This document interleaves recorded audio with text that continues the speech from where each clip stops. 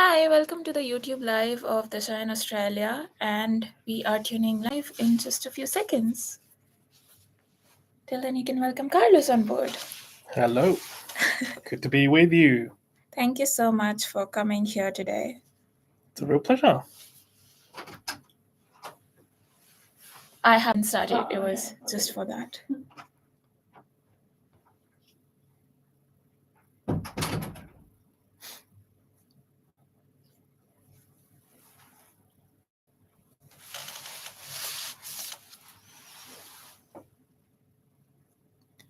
Okay.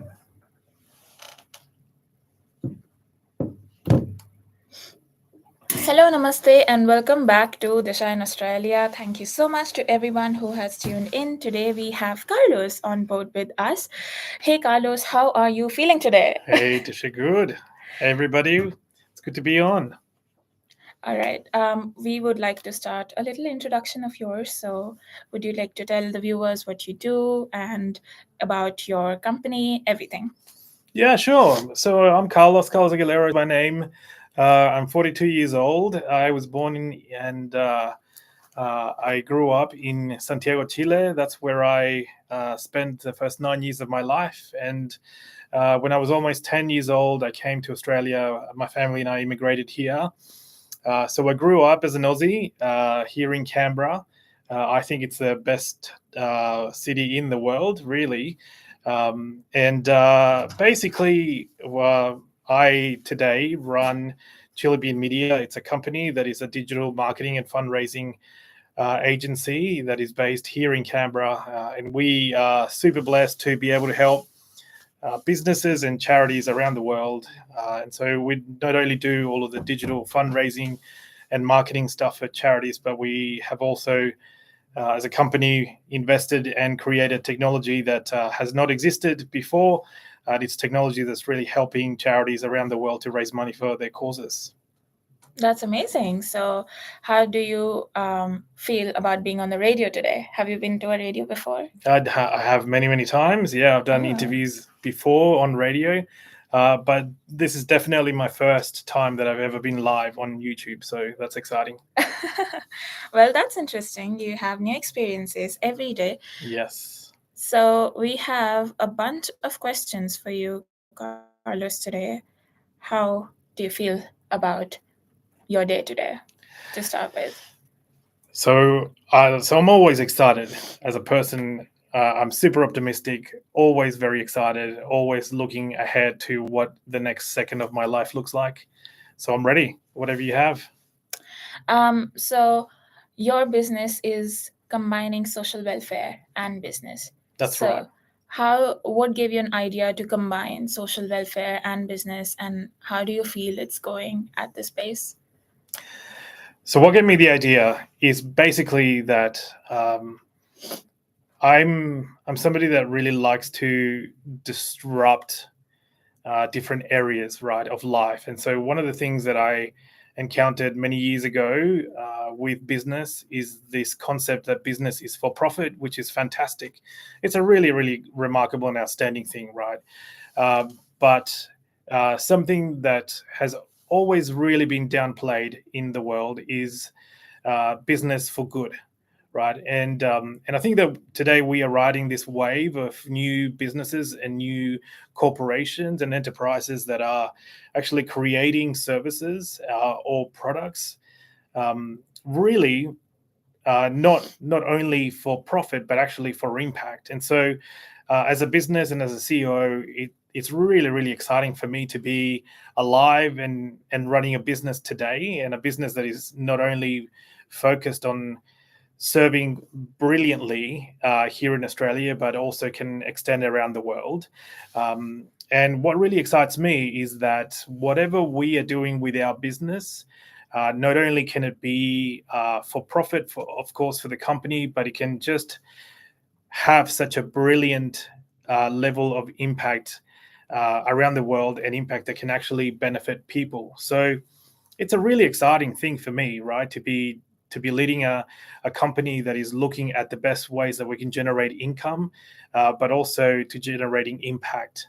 And those two areas combine things that I'm really passionate, excited about. Well, that's wonderful. And now you are in business, but you have also done job in your I life, have.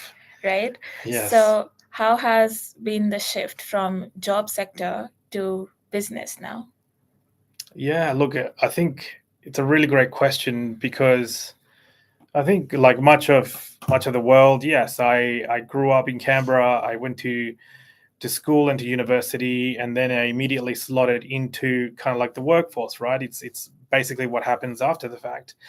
And so my story is exactly the same as that. I had some retail jobs during university, and then after university, I went and landed a job with government here in Canberra. And so that was a 13-year um, area of focus for me, and it's one that really enabled me to grow as an individual and as a leader. And now making the transition from working for somebody else and working for government to working for yourself is a massive challenge, right? Because you have to worry about the things that you never do as an employee. You never have to worry about, for example, like where money's going to come from. When you're just working for somebody, you just expect that you will just get a paycheck every fortnight or every week or every month, right? But as a business leader, you need to worry about all these other areas and all those other factors. But I would never, ever, ever really change what my life has become, because being able to be a leader in business means that I can work every day to becoming the best leader I can for people. I like to challenge myself and to become the leader that I once wanted to have. And you know what? As a business leader, you can really set the direction and the vision for your business. And so that's always exciting because you can slot your business into gaps in the market, whereas you can't be making those types of decisions when you're working for somebody else. Well, that's a very interesting perspective, and I definitely agree with that. So, belonging from India, my parents have always been into business, and it's not just my parents, but like the families of businesses, you know. Mm-hmm, mm-hmm, And coming to Australia was my first time ever working, mm-hmm, um, and that was very, very interesting. Um, so, first time doing a job, I absolutely think that my first job was very, very bad. But my second job is the job that I'm still doing is really nice. But mm-hmm, um, since the beginning, I made it a thing that, you know, I have to still work for myself and my dreams and the things that I like doing, which was definitely not doing a job. mm-hmm. So I started with freelancing Oh yeah. since I started with jobs. So um, when I used to go on my first job and I used to hate it so much that I just wanted an escape. I just wanted a place through which I can pay for my rent, but I don't have to work for this job Yeah. because that was the most disgusting experience of my life. Mm. But so I started freelancing as a side hustle just Mm-hmm, to make mm-hmm, a few bucks. But mm-hmm, turned out that that's my primary source of income.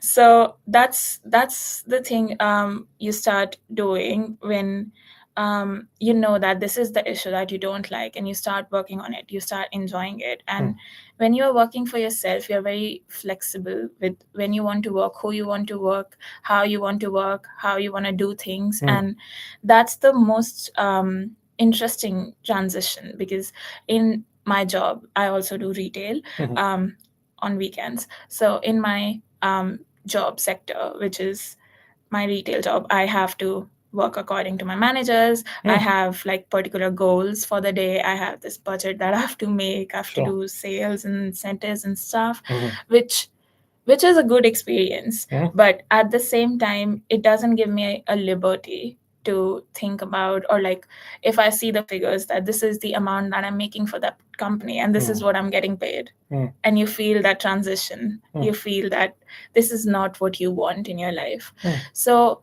what motivated you to go from job to business? What was that point when you were like, no, this is the time I want my business? It all comes down to one word, and that word is passion. really. My passion was, and still is, every day, is to generate the most amount of impact possible for humanity. And I understood that I could very easily slot into an organization or a business that wants to have some impact, right? Um, and in learning, in having experiences, I devoted 3 years of my life after working for government in gaining as many experiences as possible in an area that would generate impact for a certain amount of people. And that was a very good experience. Experiences that took me um, countries like Jordan and Israel, Palestine, to Lebanon, to the Syrian border, to help marginalized and refugees that were escaping from Iraq and Syria as a result of ISIS. And so I was able to understand what it means to have impact in the world and in people's lives. But what I recognized was that my passion wasn't just for one particular cause. My passion was actually to enable all causes around the world that are for good reasons, for good causes, and to enable them to have even greater impact. And so, by understanding myself and by understanding my own conviction and where my passion came from, it was then very easy to understand that what I actually needed to do was to create a company that was actually going to service not just one particular charity or one particular sector in the not-for-profit world, but that it could actually benefit them all, right? And so, so my challenge was, once I understood that, then it was really easy to take the next step, which was to start a business, to then turn it into a company, to then start employing people, to then invest uh, profit into technology and whatever else, because that was what my passion was leading us towards, right? And so a lot of the time, I think that for young people, for older people, whatever else, I think that for much of the world today, really, we actually have responsibilities that actually mean that we can't live out our passions. Not everyone has the freedom or the ability really to start a business that is centered around their passion. People have to pay bills, people have to put food on the table, they've got to pay their mortgage or rent or things like that. So I think all of us at one point or another have to do things. We have to do jobs that are led by other people, and it's entirely fine. It's entirely fine to be a waiter at a restaurant, or to sell like running shoes, as I used to do, things like that. But I think that we also owe it to ourselves, I believe, and I think that we owe it to the world, that if we are so passionate about something, I don't believe that we gain passion for no reason. I think that all of our passions are meant for an action, right? And so, because I think that that's where we get the world at its best. That's where we see people kind of resign, lawyers, doctors resign, go overseas and help other people. That's where we see just teachers kind of leave their jobs and actually start a corporation, right? That's where you see university students just go, you know what, I'm not passionate about studying, but I'm actually passionate about technology, and I'm going to create the next unicorn. And so I would say, and my way of encouragement certainly is that if you follow your passion, um, that will either lead you to working for somebody else, or that will be to leading you to creating something that doesn't exist. And that's my journey. My passion journey has been about creating stuff that doesn't exist. Yeah. That's a very beautiful perspective.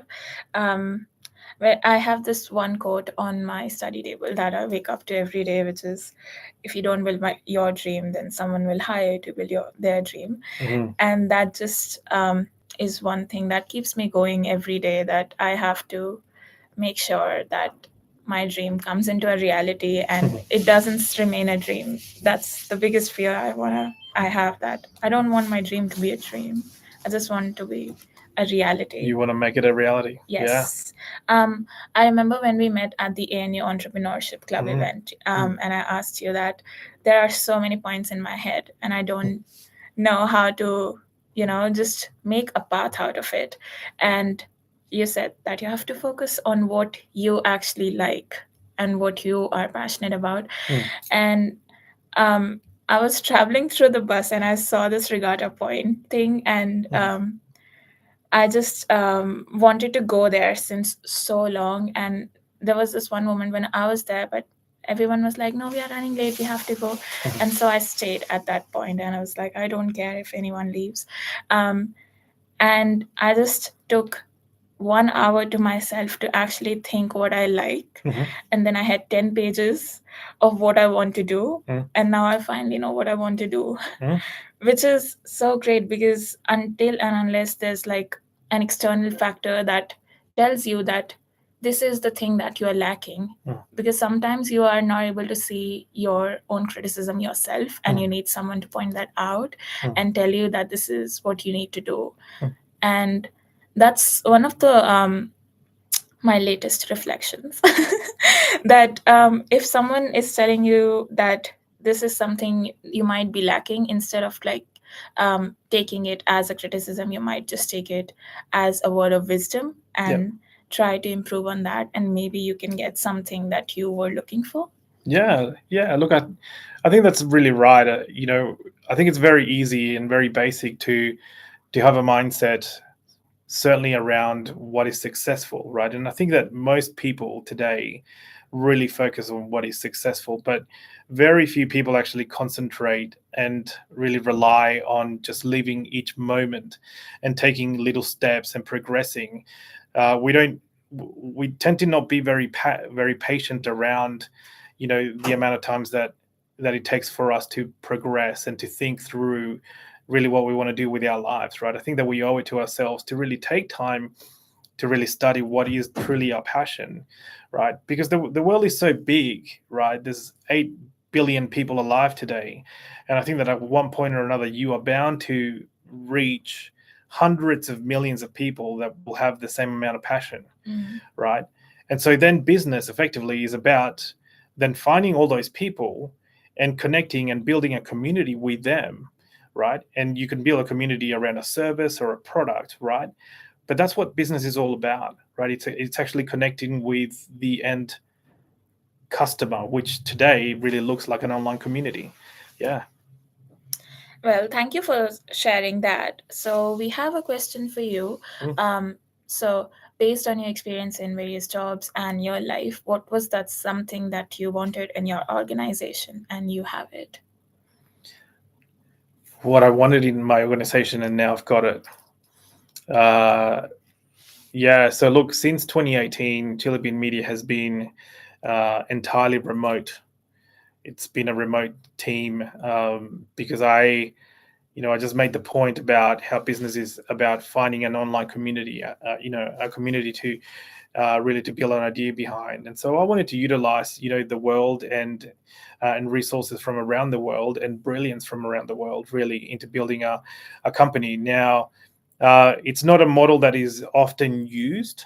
You were talking about your experience as a Yeah. freelancer, right? And I think that there's been growth in that. But as a team, really, we work remotely. We've got a head office here in Canberra, just near ANU, but at the same time, our people can work from anywhere. Um, Look, I think I fundamentally wanted to shift the concept of work, right, as a business leader, because work for so many people looks like, um, it's a time restraint, right? So it occupies the hours between 8:30 and 6 p.m., right, for a lot of the world, right?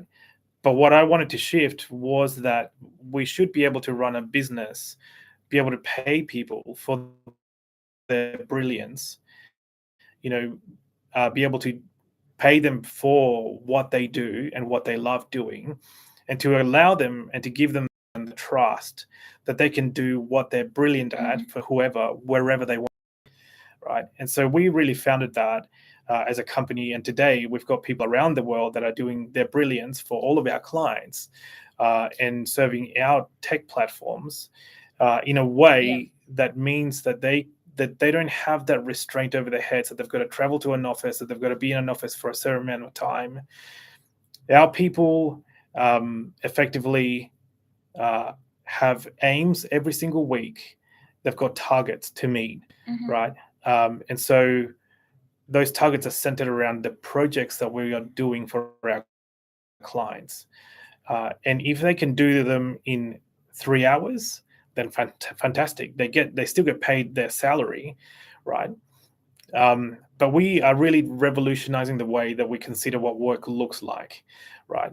Because I think that people today really want to have a responsibility in doing really great things in their lives, but we can't really be limiting people's brilliance by just saying you've got to be here in an office or you've got to respond in this type of way, right? So we're empowering people.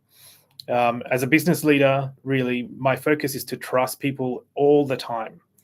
And so with me, you don't have to gain trust, you've got it, right? You don't have to gain respect, I give it to you, right? And so those are really different and unique ways of working. All right. And so also what we do really effectively is that we dream, we set visions, and then we dream even bigger, right? And so we love to just emphasize that sometimes what we need to give the world is really our dream, but actually the world deserves an even bigger dream, an even bigger scale, right? And so people like Elon Musk, and Steve Jobs, for me, have been really revolutionary people in business, because these people have set the benchmark as to how big you can be thinking, right? They're not worried about money and how much marketing they'll need or whatever else. They're just thinking about producing the very, very best, or reaching the stars and going to different planets. And so they're thinking really, really large, at really large scales. And so it's taught me Mm-hmm. really to emphasize that in my company, that our dreams can be always bigger. Yeah, that's right, and I definitely agree with this perspective of dream big, because once you start limiting your dreams, you actually limit your potential as well, Mm. and you target the things specifically what you want. But once you have a bigger perspective, a bigger dream, you start targeting on a global level, and sometimes you don't know that people might require it, but they do. Mm. And that's one of the most interesting things I've noticed, that Mm. you never know, Mm. anything can happen. This world has unlimited potential, unlimited That's right. things to do. That's right. Yeah. Can I just add one more thing, like, Yeah, to your question? absolutely. And and it goes without saying that really, Chili Bean Media is a company that's founded on kindness. Mm. Okay. And so we do a lot of work for free, pro bono, right? So last year we gave 1,000 hours of our brilliance to not-for-profit organizations for free, and we helped them in their missions, right? And so we believe in kindness first, right? I think a lot of the business world is driven by dollars first, right? And so pay for our service, and then you get our brilliance. That's not how we work. We actually, you know, we actually live from a different standpoint, and that is to say that whatever we do, it must be driven out of kindness, right? And so we're always helping. That's number one. Helpful is our entire DNA, right? We exist to help. And I think that that's really different. It's a really different approach, because, like I mentioned before, it's very common to just feel a lot of tension and a lot of stress in business when it comes to how much money we've got to make. I think you were talking about this before, Yeah. right? With all the sales targets that you've got, right? And I never want to lead a business or people around how much money we actually need to be making. We can make a lot of money Hmm. by stemming out of kindness first. And that's really a radical approach that we are incorporating at Chili Bean. I love that kindness factor. You're wearing a kind people t-shirt also, which is Yes, really it's cool. our label. It is our label, and we're doing a drop soon, so we're excited Yay. for it. I agree with the concept of kindness. And that's possibly the reason I am still stuck with my second job, because I really like the people there. They're really, really kind. And um, as an international student Mm, in a different country, in a different world altogether, when I came to Australia, I knew no one. mm, So I started from scratch. And I won't lie, I have had so many people who have been super kind to me, and I would always be grateful for that. I would always be grateful for the experiences I've had with people.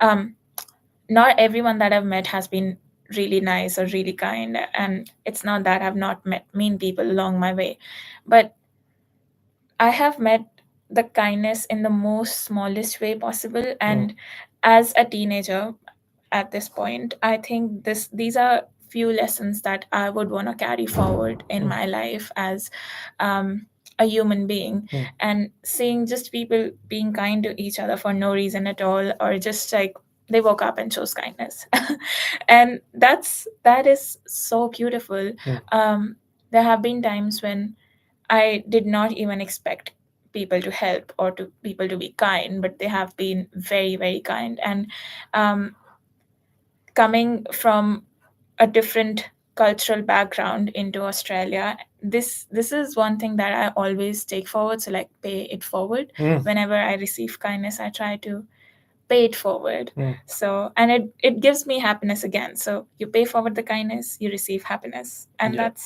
that's like a round circle that keeps going. Mm. Yeah. I like that. I like that. All right. So your next question Mm. is, what is your view on entrepreneurship, and do you meet people often who wants to do entrepreneurship or innovation? Mm. So my thoughts about entrepreneurship is that everybody should give it a go. Really, I think I mentioned before that I think that we owe it to ourselves and to the world, really to humanity, that if we've got a passion around anything, that we owe it to ourselves to really like put that passion to action. Uh, and yeah, and really, entrepreneurship is about taking ideas and really making them into business and making money really as a result of that. Look, I think that certainly since I spoke at ANU, since I was a part of Yeah. that panel, I've met a lot of business students. I've had many coffees. I've had many students reach out via LinkedIn, and it's been a real joy and a real pleasure to do that. And I think I meet people every day with ideas, right? Often I meet people with like hundreds of ideas, Mm. right? And I think that it is fantastic. What what then I encounter is that people don't really know what the next step is, right? And I think that my advice really to anybody has been about the fact that you need to go really hard, right, at starting your idea.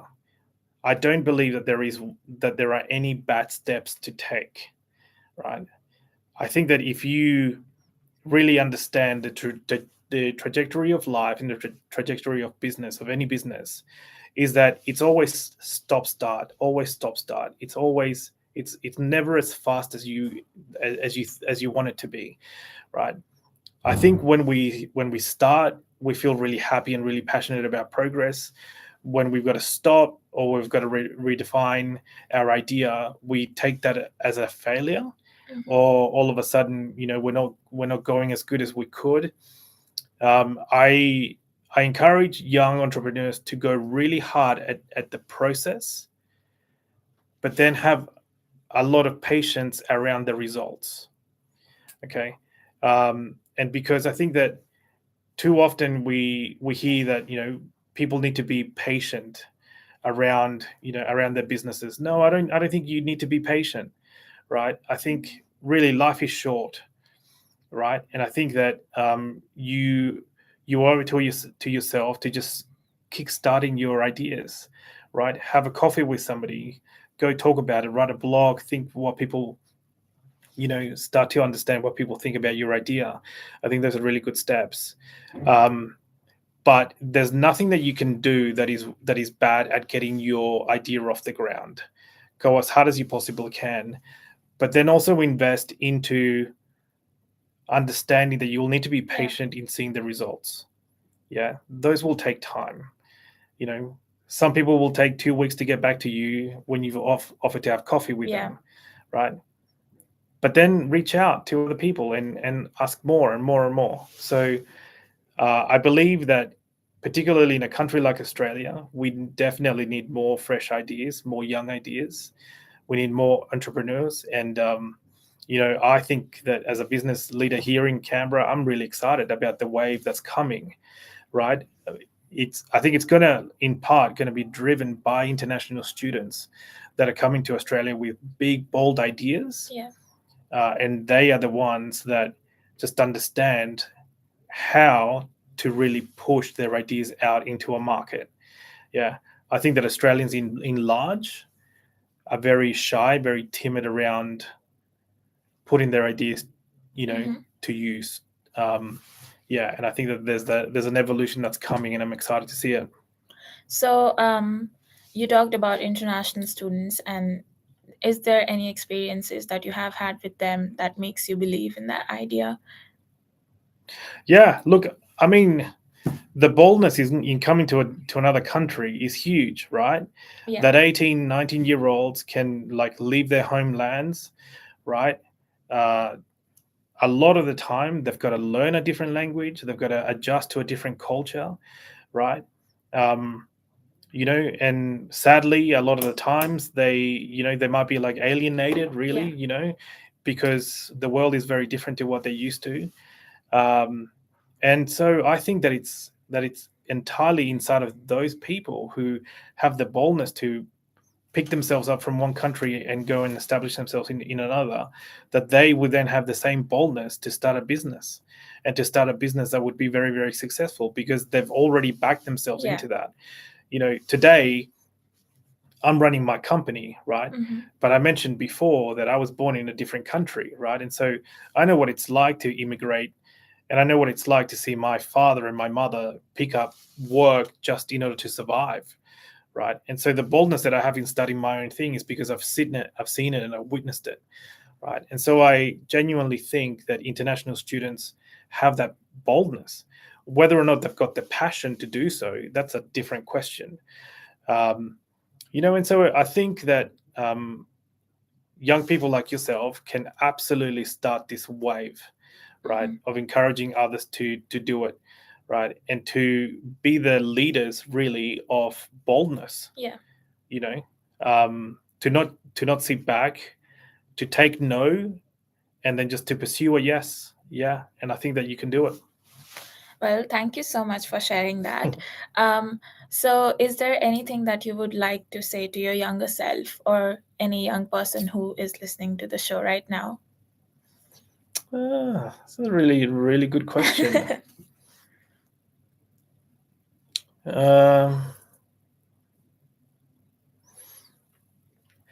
what I would say to myself, to my younger self, um, I think I think that I would only say to myself, to my younger self, Carlos, know that you will. Um, I think that I spent a lot of my life hearing no's. Mm. I think that my very first dream as a child was to become Chile's first astronaut. Ah. Um, and I remember telling my father when I was about 5 years old, and my father sat me down and said to me, "Write me a plan how you're going to do that." And that killed my dream in an instant, because I didn't know what steps to take, Yeah. right? And then moving to Australia, coming into Australia in the 90s was really difficult and challenging. Australia was less multicultural than what it is today. Mm-hmm. So being kind of like, darker hair, darker skin, you really stood out a lot more. So racism is definitely Yeah. in my past. So you heard a lot of no's. And certainly working for other people, you always heard no's. You had ideas and they said no. You wanted to get a promotion and Yeah. people would say no. And so my encouragement to myself and to anyone listening is just know that you will. Just know that you will. Yeah. Life works itself out. Yeah, and you can have a positive outlook on life, because because it does and it will. Well, I definitely agree with the no thing because when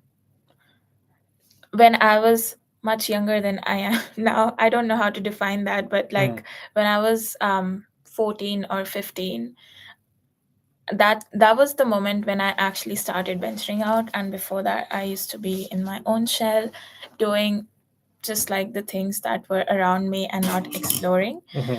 But if I were to say something to a younger Disha, it would be just that no one actually cares. So do what you want to do, and it might be something you might disagree to, but um, I feel like if you look at a bigger perspective, whatever you're doing right now, Mm. there's no one that cares that, it's just that you make an impact for people who are actually passionate about doing something, and they are the people Mm. that listen to you. Mm. But sometimes you just stop yourself from doing things because you're afraid of people and the things that they'll say, or you just don't want to Mm. be a source of target, especially in your teenage. Mm. But that's the only limitation that you have, and which is you yourself. Yeah. So if you stop limiting yourself, there's no one stopping you, no one is pulling you back. So Mm. it's just a limitless world with so many possibilities, and that's what I would like to say my younger self, that Mm. just go out, venture, and explore. Yeah, yeah, I certainly agree with that. To me, there's no failures. To me, there's no embarrassment. To me, there's just like, a lack of progress to going to where you want to go, right? Um, yeah, and so being bold and just taking whatever steps necessary to achieving what you want to achieve in life, absolutely worth it for sure. Mm. Yeah. So as I was saying, I was recently writing this debunking article, and I saw the stats of how many people just think 100 times before posting even Mm. one story on their Instagram. Mm. And if I look at myself, I would have been the same person like 2 years ago before actually entering into social media, Mm-hmm. thinking 100 times before posting a single photo. But now when I'm at the other side, what do we do with stories? They just go away. Yeah. You just keep tapping them. You don't care what people are posting. You don't actually take it too seriously. Mm. It's just a little thing. It's social media is not for your friends. It's for yourself. It's for the people who are actually getting inspired from you. And that's a very big perspective that I learned. Mm. Um, Mm. so yeah, that has It's been good. my learning. Mm. So this is a very small segment, which is a teenager uni student perspective versus an entrepreneur perspective. Mm-hmm. So you'll have some questions and you have to give small answers to it. Okay. So Ready. yes. So the first question is, what has been one of the best lesson you have learned in your life? There's no failures. There's no failures. There's no failure. There's no such thing as failure. Yeah, there's only lessons. You can elaborate in Oh, a okay. sentence. I You thought don't it was have to going to be be that like much one. No, faster. no, not rapid fire. Okay. Yeah, there is no failure. Really, there are lessons to learn. I think the concept of failure really stems from a perspective of valuing what is not valuable, right? Which is ultimately about money. I think in the world we value cash just far, Yeah. far, far too much over anything. We value it over happiness. We value it over health. We value it over like the environment. We value it over friendships and relationships. We value money so much more than anything, right? And so yes, so then we think, well, anything that doesn't make you money is a failure, and everything that loses you money is also a failure. That's how we think, right? In business though, and in life, there is no such thing as failure, right? If you lose money living out your dream, guess what? You made money to begin with, so you can make it again, right? So I don't believe that there's actually anything at all about failure. Um, and yeah, and I would also say really just that we undervalue patience so much, right? Yeah. And yeah, I think those would be my two things to add. I definitely agree with the failure part because I used to be so scared of failures. I used to, when I came to Australia, that was the first time me hearing no's, rejections. Yep. Um, because back home, being a high school student, you don't apply to a lot of things, and most of the things you apply, you get them. Okay. And especially like because in my city and from my school perspective, it wasn't really that big of a thing to hear a no, and it was really on a few occasions that you would hear no's, otherwise you're mostly like everywhere. Right. But here, when I started last year, there were so many no's. My whole email account was with rejections, with like, unfortunately we can't take you forward. Yeah. And that was like, am I not good for anything here? Because Yep. this is I just like started questioning my CV, because so many things I've done, are they not of worth to anyone? Yep. But slowly you start realizing, if you were an employer, what would you be looking for in a person? And if you're applying to a job, I would like blindly apply to jobs, just one resume to every job. But if an employer is looking to hire me, what are they looking for? What can I bring to their company? That's very important. And um, also, failures are a stepping stone to success. It's just, if one door closes, the other opens. And that's one learning, that the opportunities never end. They are just forever. If you lose one, you get another one. And out of the thousands of no's, I still got a job. So I got one. Yes. I got one. Yeah. I took one yes. Congrats. That's all it Yes. takes. That's all it takes. But for me, the biggest lesson that I've learned is time has the most amount of power, and time is very, very important. Because there's a famous Hindi quote that I never learned as a child, but now here I agree with that. So it says that time can turn a king into nothing, and a nothing into a king. So Beautiful. yeah, and it's in Hindi. So I know that people from India who will be watching this would be like, this is not a proper translation, but It but works for me. yeah, works. I mean, it gives you an idea of what it is. So that's the biggest lesson I've learned, because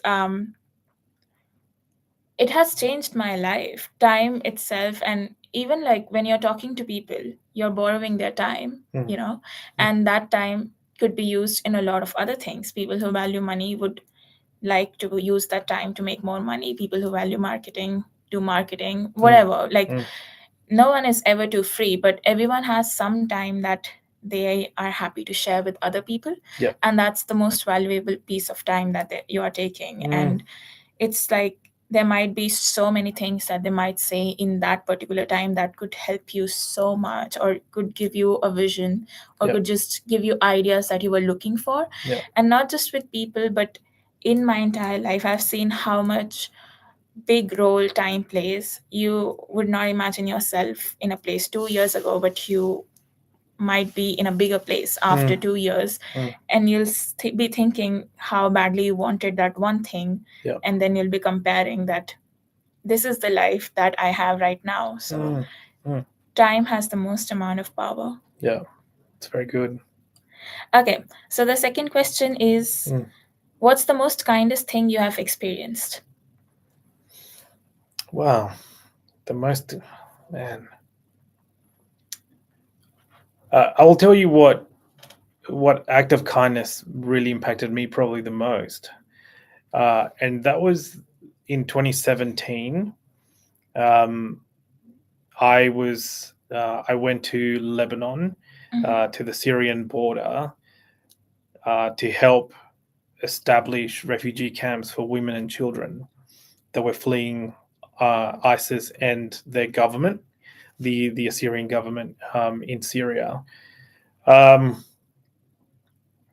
and one aspect that really struck me was that, as a man going into a refugee camp, um, it was very difficult, because because men were effectively a big threat, to women. Men were killing men in Syria. Men were doing really terrible things to women and to children. And so, just because I was effectively a male in that situation, it meant that women at large were really scared and threatened by me and by my existence. A really difficult situation. Yet, yet one woman effectively approached me, and through my interpreter we started a conversation, a dialogue, and I was able to have lunch with her in her makeshift tent alongside other people, um, and and this woman didn't have really anything. Yeah. She had received food that was going to last her maybe like a couple of days, and then she didn't really know if and when she would receive any more food. Um, but I was able to sit with her in her midst with other people, and she went out of her way and gave me food to eat that should otherwise have been hers to eat. And it really struck me, really, just the level of, just the way in which kindness really overlaps with love, overlaps with respect and honor, which is just so powerful and so incredible.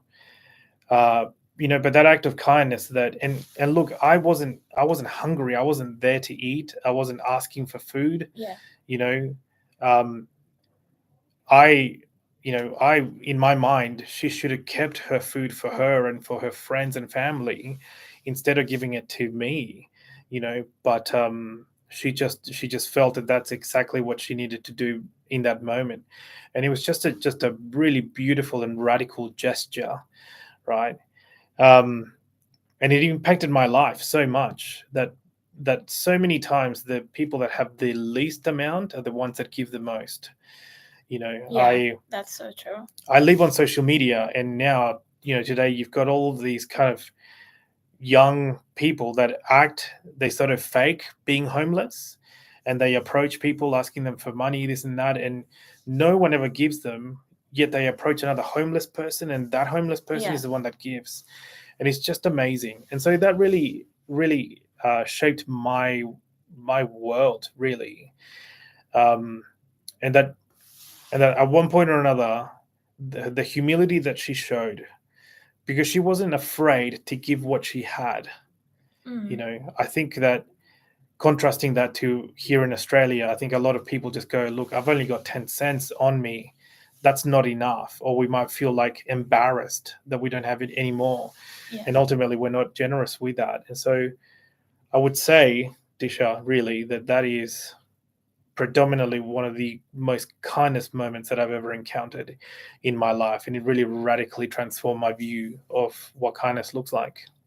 That's that's very, very beautiful. And the perspective that you share, that people who have nothing share the most, Mm. is something that I do feel that, um, because if you go to a person, like as they do on the social media experiments and stuff, there's always a perspective that they can go have a job, they're not just working on themselves, Mhm. they're choosing this path. Mhm. But a person who is in the same shoes as yours knows the struggle, knows what they're going through, and Mm. that's like empathy, and they would like to help in the smallest way possible. Yeah. um yeah, that's what I think, and I definitely agree with that. Mm. But for me, the most kindest thing was when I was new here. A lot of so my manager, and there was this one woman I met through freelancing, and I Mhm. used to teach her Hindi. Mhm. And she works with the government of Australia, Mhm. and she was supposed to have she is having her posting in India right now, so she went to India this year. Nice. And I met her last year, Mhm. and she really helped me settling down in Australia, telling me a lot of things. When I started solo traveling, she has been everywhere around Australia. So she used to like give me an itinerary. You should go here, you should go there. Cool. And it just felt like it was more than a professional relationship. And I felt like a motherly figure in Australia who used Yeah. to guide me, who used to help me. And even at my job, the retail job that I do, um, the managers are just so kind to me. When I joined there, I was 18, and my manager said that even my daughter is 19. And there was this one thing I said her. I told her that, okay, then treat me like your daughter, as in just a fun thing. Yep. And she literally stand by that. So Yep. whenever I go, she's like, I'm your mother, I'll tell you, don't worry about it. That's cool. And it's just such a beautiful thing that when you are in a strange country, you have people that you can count on, that actually are there for you, that you can, if you're falling back, they'll be there to hold you up. Yeah. And so when I learned this thing, I remember I was at a Hindu temple in Canberra, and there was this one Chinese woman um, who was struggling. It was a very big Hindu festival, it's Janmashtami, and there were so many people, and it was crowded. Everyone was rushing to get into the temple. There were lines, so such big lines, even just to enter the temple. And there was this one Chinese woman who was struggling, who wasn't able to get anything, and she was talking to the management. Yep. And I was entering the temple, and out of nowhere, the management just like pointed me and said, "Can you please help her?" And I was like, "Okay, I don't mind." And all my friends go inside, and I was there helping her. And I could feel in her that she was very calm after there was a person who was able to understand her. And I could feel the same for me when there was a person who could understand that this is a whole messy world and I can't understand a thing. And then there's someone that guides you. This is the place, this is the thing you need to do. Yep. And when I did the same, I felt so happy. I felt that this is what I've paid forward. These Yep. are the experiences I've learned. This is the kindness I've experienced, and now I'm paying it forward. And that gave me immense happiness. And that's when I started, whenever I receive kindness, or even if I don't, I just try to be super helpful and kind to people, because Yeah. it just gives you satisfaction like no other. You needed one of these T-shirts, I think. Yes, I do. Okay. So the third question is, what's the one thing you will always be proud of yourself? Talking about your perspective. Oh man.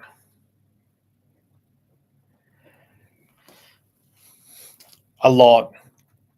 Honestly, a lot. I'm 42. I've been blessed, in such a remarkable way. I wrote a book last year. I launched it in May last year, and in September I woke up with Amazon telling me that it had made it to #1 on Amazon. I never expected that.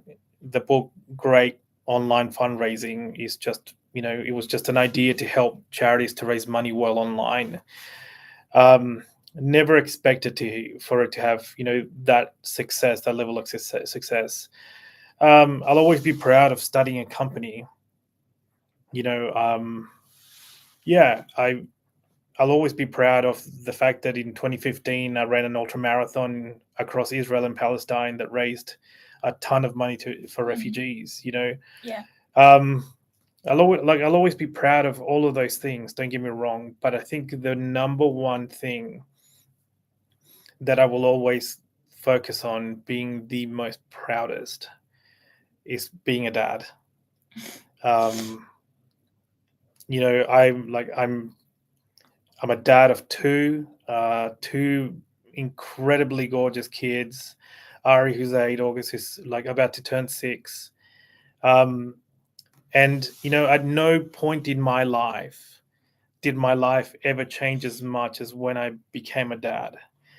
And so Ari and August have really changed my world. And you know, and I know, and I live with this concept that I've only got one shot, you know, as a man and as a father. I've only got one shot, and so my daily shot is just to be the dad that they are happy to have, you know. And so that looks very different from day to day, right? And in the process of running a business and being able to go home and just to like dedicate my time when I should be working to them, and then working when they're asleep, like, yeah, absolutely 100% proud of that. I would never change that, because I've got one shot to be around them and to empower them and to help them to navigate this world. I'm sure that there's many other things that I will do in this life that I'll be super proud of, and I'm a really confident individual. Uh, you know, I, and I think that stems because of like the pride that I have Yeah, over the things that I've accomplished in this life. But man, like every day, I'm so darn proud of the fact that I get to be a dad. Yeah, and that I've got like a really awesome relationship with my children. That I've got an awesome relationship with my wife. Um, yeah, and I think the older that I get, I think the more prouder I'll be. Just yeah, that I get the title of being dad. Mm. that's absolutely beautiful. And I could feel that happiness when you were talking about your kids. So it's really beautiful. It's true. Um, for me, the thing that I'll be most proud of Mm. would be, so as a teenager and as a kid, I was bullied. Mm. And I thought that I would never be able to escape that. Mhm. But I did a national mental health advocacy program, Okay. and that was one of the turning point in my life where they asked us to lead and to create a program, whatever you're passionate about. And they gave us three options. Um, and it was all randomly selected by the organization, and you're just kept in those programs and you have to work for them. Mhm. And fortunately, I was the first among that program that got selected for Stop Bullying. Well. And I was the lead for that program. And it started with, they said, you have to open up, you have to, if you're comfortable to share your stories, make people feel comfortable. And that was the first time I ever came up online with my personal experiences, with something that I have been through personally, and sharing it with the world. And I was in high school at that time, and it was already very scary to be a part of an online community. And I didn't Yeah. want to get bullied again for sharing the Yeah. bullied story. Yeah. But um, I learned that fake it till you make it, right? So Mm. if you just like portray yourself confident when you are sharing that story, even though if you're not, Mm. you are confident to the world. So I'll like initially, this is the first time I'm saying it, I wasn't confident sharing my story with the world. Mhm. But the amount of love I received, the amount of people who actually came to me and told me that this is something we also went through, and thank you for sharing that. So many of my classmates said that. And that was a completely shift in the perspective I was looking at it. And I didn't want to share it with my school community or anything, Mm. but it ultimately did because it was a national program. Yeah. And it was amazing. And that I didn't have confidence at first, but then when I received so much love, I got a lot of confidence that made me bring that story up to a bigger level than just like being on social media. So good. And I remember I graduated from my high school on 21st July. 9th of August, my school invites me back to talk on bullying. Oh wow. And that was the best experience of my life. That would be something I'll always be proud of, because I not only shared it, but I also made people think beyond what is bullying and just escape that. Yes. And it will be a proud moment for me. It will be me breaking my fears, and that doesn't bother me anymore. And I wear all my insecurities with pride. I embrace them. I Yeah. love them. And I'm happy being me. It was the beginning of the Disha that you are seeing today. That's great. Yeah, and good on you for battling through that, right? Because it is a huge battle. It's a huge battle that often people just don't see or don't understand. Yeah, so good work. Good work on doing that. Thank you Yeah. so much. Mm. So we are almost done with the show, and Cool. we have crossed the limit, but Mhm. thank you so much, Carlos, for coming to the show. It's been a And joy. I hope you really enjoyed it. I hope I all the have. listeners who have heard this show might have gotten something that they can use in their life. Mm. Just to end with, is there anything that you want to say to any of the person who's listening to this show, or anything? Just your final words. I think my final words really is that kindness wins, and it wins Kindness all the time. wins. I It stand wins. with that. Yeah, it wins all the time. So go be kind. All right, so all the viewers, just go and be kind. Thank you so much for everyone who tuned in through Guroni Radio and YouTube. Thank you so much, Carlos, for coming here today. Pleasure. And we'll see you all next week. Bye bye.